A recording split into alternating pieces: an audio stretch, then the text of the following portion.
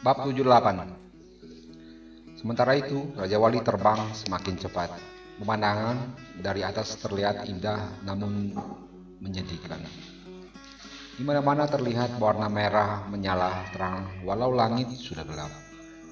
Cecilia tak tahan memendung air matanya yang terus mengalir sembari berdoa semoga mereka diselamatkan oleh Tuhan. Saat itu, burung menukik turun menuju sebuah pulau yang dari atas tampak putih. Setelah mendarat, Rejang melompat turun sembari tersenyum.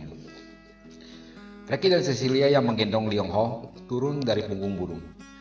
Ini tempat tinggalku, kata Rejang sembari berjalan menuju sebuah rumah yang berdiri sendiri di tengah pulau yang tertutup salju. Setelah berada di dalam rumah, Rejang kembali berkata, "Di sini semuanya lengkap untuk bertahan hidup. Makanan awet berada di ruang bawah tanah, sayuran ada di halaman belakang. Ikan tinggal ambil di laut, sedangkan daging harus pergi ke pulau lain untuk berburu." "Sejak kapan engkau memiliki pulau ini?" tanya Franklin. Rejang tertawa, lalu menjawab, 1500 tahun lalu pulau ini milikku.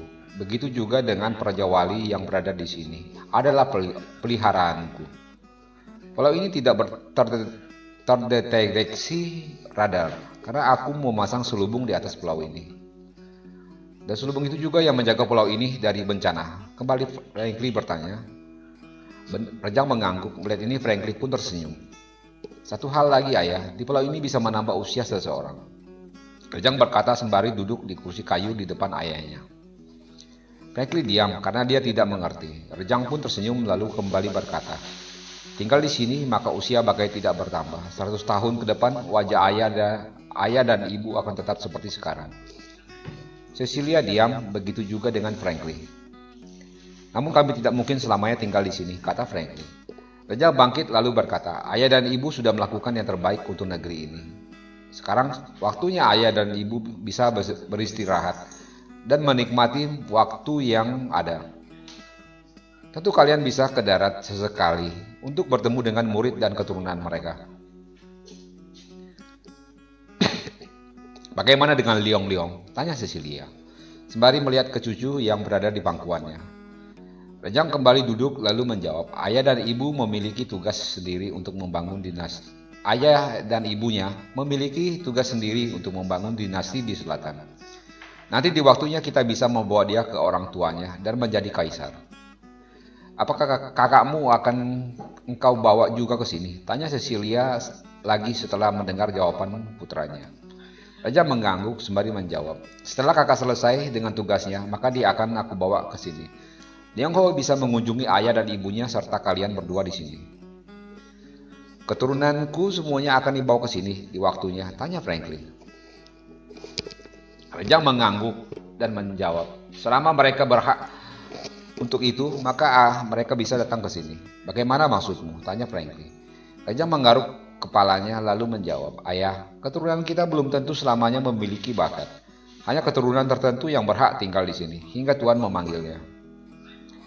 Franklin diam, lalu berkata, "Ayah harap di setiap generasi ada yang berhak untuk tinggal di sini. Kita lihat nanti. Sekarang aku harus kembali ke daratan," jawab Rejang. Cecilia berdiri mendengar itu, lalu dia berkata, "Apa maksudmu kembali ke daratan?" "Dia ingin membantu orang-orang yang mungkin bisa diselamatkan," jawab Franklin. Cecilia menatap suaminya, lalu kembali berkata, "Engkau lihat, daratan bagaikan lautan api. Apa yang bisa dia lakukan di tengah lautan api itu?" Mendengar itu, Franklin menatap putranya. Rejang pun tersenyum. Lalu dia berkata, "Tujuan utamaku adalah Kinzo. Aku ingin melihat bagaimana kondisi bunker di sana mereka. Kedua, aku akan ke Jiangling, dan terus ke ibu kota, dan ke semua tempat di mana keluarga kita berada." Mendengar jawaban itu, Cecilia duduk, lalu menundukkan kepalanya sembari berkata lirih, "Engkau berhati-hatilah." Rejang mengangguk lalu berdiri. Ketika tiba di pintu, dia kembali berkata, "Ayah, di sini hawanya sangat baik untuk ibu dan Liong-Liong. Latihlah mereka, dalam beberapa bulan saja akan terlihat hasilnya." Franklin mengangguk lalu berdiri mengikuti putranya keluar. Rejang memanggil Raja Walinya yang ternyata tidak hanya 2, namun ada 9 ekor. Pemimpin mereka berwarna putih perak. Kalian harus menjaga ayah, ibu, dan keponakanku. Perintah Rejang. Setelah mengatakan itu, dia melompat ke punggung Raja Wali Putih. Melihat semua burung mendekam, dia tersenyum lalu berkata, "Aku pergi, ingat pesanku." Bagai mengerti, para burung mengeluarkan lengkingan tinggi, sedangkan burung berwarna putih mengepak-ngepak sayapnya. "Ayah, aku pergi," teriak Rejang ketika burung putih itu sudah berada di udara. Franklin memandang ke atas ke titik putih yang semakin menjauh. Setelah titik putih itu menghilang dari pandangannya, Franklin mendekati burung-burung yang masih berada di sana. Sembari mengelus bulu mereka, dia berkata, "Terima kasih kalian sudah melayani putraku." Kembali lengkingan terdengar dari burung-burung itu. Mereka berdiri mengelilingi Franklin, seperti senang karena mendapat pujian darinya. Melihat itu, Franklin pun tertawa. Cecilia yang melihat itu pun tersenyum. Sudah sejak lama suaminya tidak tertawa lepas seperti itu. "Engkau kemarilah, bawa Liong-Liong kemari," teriak Franklin. Cecilia bergegas mendatangi suaminya yang masih tertawa, bermain bersama burung-burung itu. Liong Ho yang berusia hampir 2 tahun itu duduk di tanah berpasir, melihat burung yang besar sembari tertawa. Burung-burung itu pun bergantian mendekati Liong Ho, menjulurkan paruh mereka padanya. Setelah disentuh Liong Ho, mereka akan berteriak kesenangan. Melihat ini, Cecilia pun menjadi senang. Salah satu dari burung itu pun terbang ke laut, tak lama kembali dengan ikan besar di paruhnya. Franklin tertawa. Dia mengambilnya lalu membuatkan api mulai membakar ikan itu. Malam itu berlalu. Cecilia tertidur di atas pasir itu bersama cucunya, sedangkan Franklin terus bermain dengan Raja Wali itu. Saat terbangun, Cecilia memandang ke langit, masih gelap. "Apakah ini masih malam, atau aku yang tidak sadar jika tertidur lama?" Tanya Cecilia ke suaminya yang duduk di atas pasir bermain dengan cucunya. Franklin tersenyum menjawab, "Ini sudah jam 9 pagi. Langit tertutup asap, hingga sinar matahari tidak dapat mencapai daratan." Cecilia bangkit, berdiri dan melihat jam kecil di tangannya. Benar, sekarang sudah jam 9 pagi, namun langit masih gelap. "Apa yang putramu sampaikan dahulu semua terbukti," kata Franklin. Cecilia mengangguk, lalu dia bertanya, "Bagaimana kondisi daratan?" Franklin menggelengkan kepalanya, lalu berkata, "Semoga semua baik-baik saja. Kita tunggu dia pulang untuk mengetahui kondisinya." Sementara itu, di dalam bunker keluarga Lee, Tania yang duduk menerima laporan dari Randu. Mereka menunggangi burung Raja Wali yang sangat besar, yang terbang ke arah timur. Randu mengakhiri laporannya. Ribuan orang yang berada di dalam bunker itu mendengar apa yang Randu dan adik-adiknya katakan.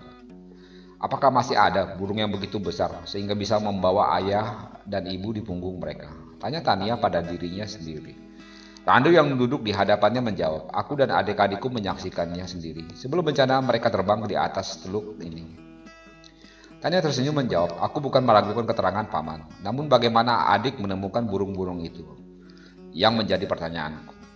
Randu pun tersenyum, lalu berkata, "Baginya tidak ada yang tidak bisa, namun aku memikirkan kemana Tuan Muda dan Tuan Besar pergi."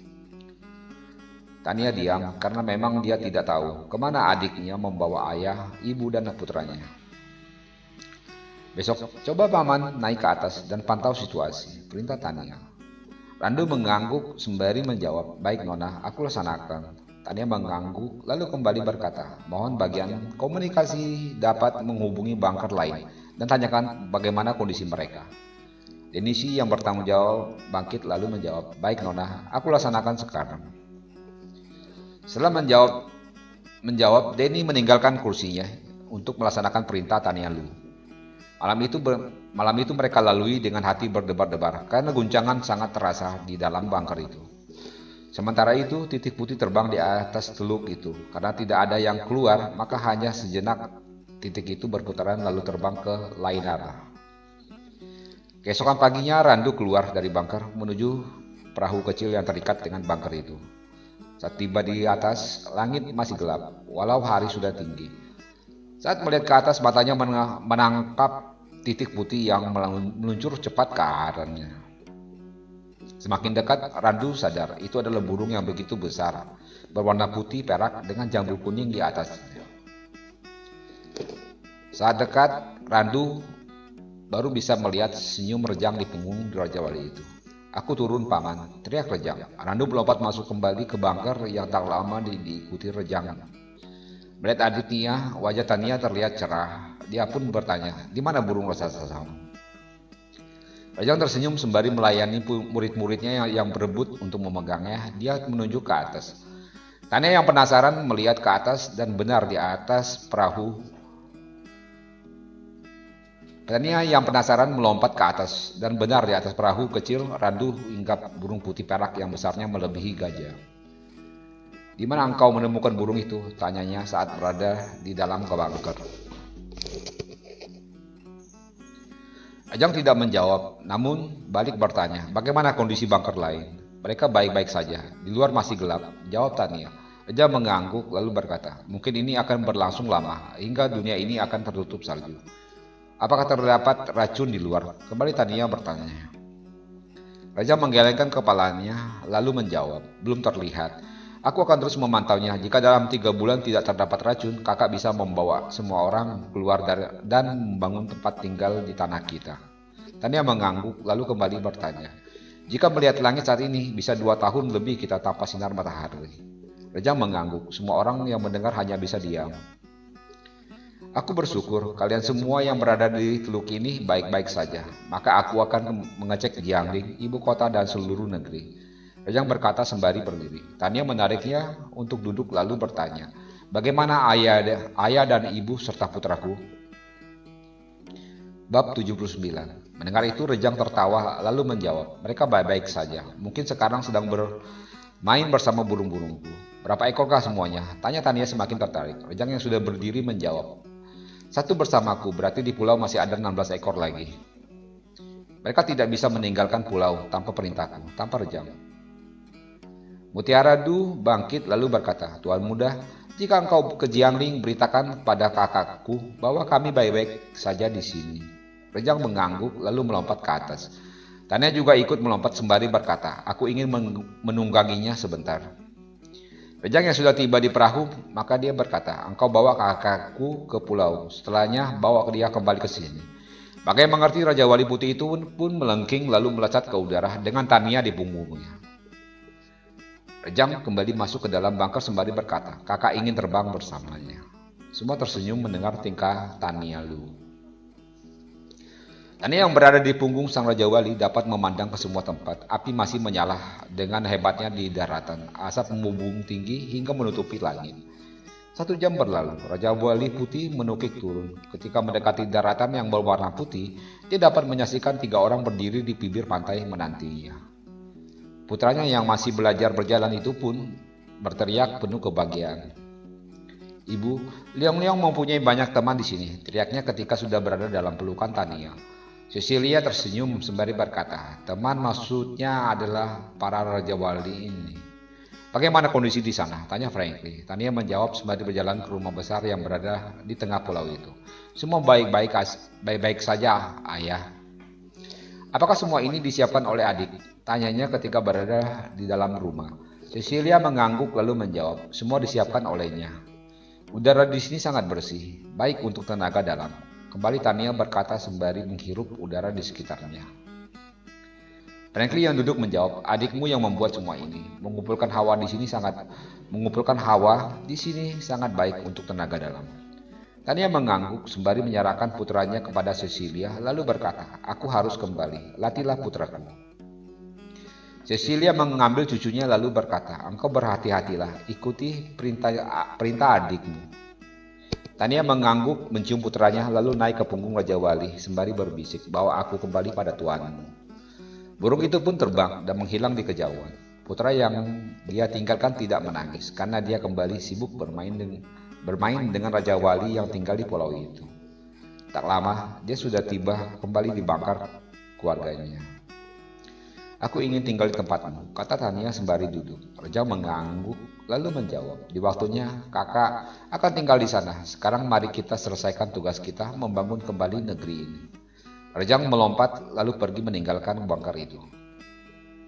Di manakah ayah dan ibumu tinggal? Tanya Rianti. Tania tersenyum menjawab, bibi tempat itu seperti surga. Nanti mintalah padanya untuk membawa bibi tinggal di sana bersama ayah dan ibu. Rianti mengangguk lalu kembali berkata, engkau ceritalah, ada apa di sana? Tania tertawa lalu menjawab, udara di sana sangat baik. Mungkin kecantikan Bibi tidak akan pernah hilang jika tinggal di sana, karena Bibi tidak akan pernah tua. Tidak tua bagaimana maksudmu? Tanya Rianti. Tania menjawab, dengan udara seperti itu, tentu penuaan akan terhambat. Mungkin juga kita tidak akan pernah tua jika tinggal di sana. Bukan berarti kita tidak mati, karena mati itu urusan Tuhan. Mendengar itu, Rianti pun tersenyum, lalu berkata, aku akan meminta padanya. Tania mengangguk.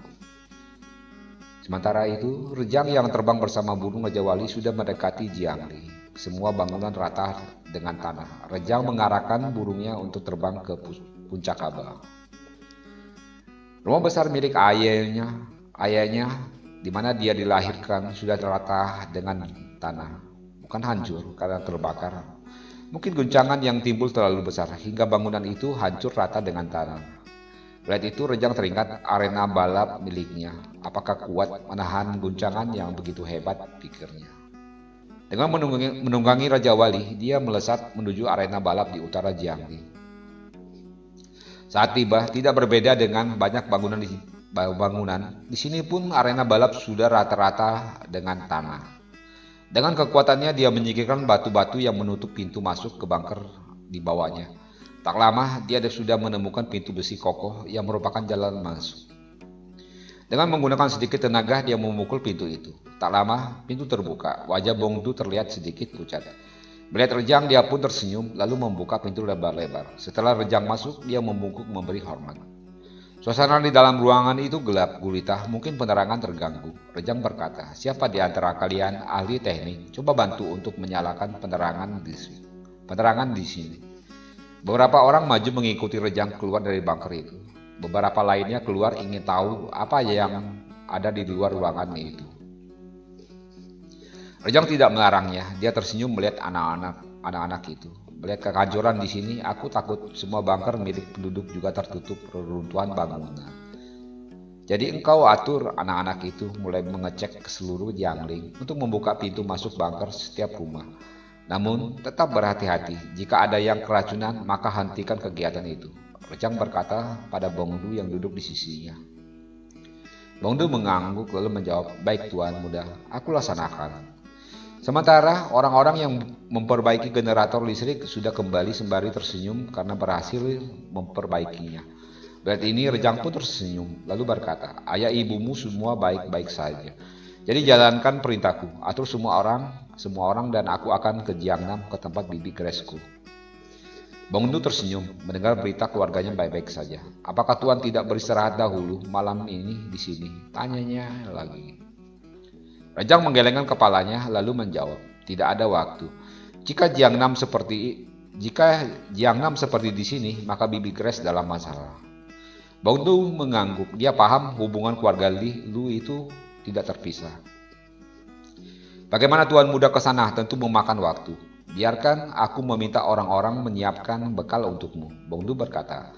Rejang menggelengkan kepalanya lalu bersuit kencang. Bongdu melihat burung Raja Wali putih berjambul kuning terbang menukik hingga di tanah. Ini tungganganku, Jiangnam hanya butuh beberapa menit saja, kata Rejang sembari menepuk burungnya, yang langsung terbang meninggalkan Bongdu dan orang-orang yang menyaksikan itu, yang masih bingung burung apa yang bisa sebesar itu. Bongdu menatap semua anak-anak itu lalu dia berkata, jangan kalian pikirkan apa itu. Lalu Bongdu mengajak anak-anak itu untuk masuk lalu mulai mengatur rencana penyelamatan di seluruh Jiangling.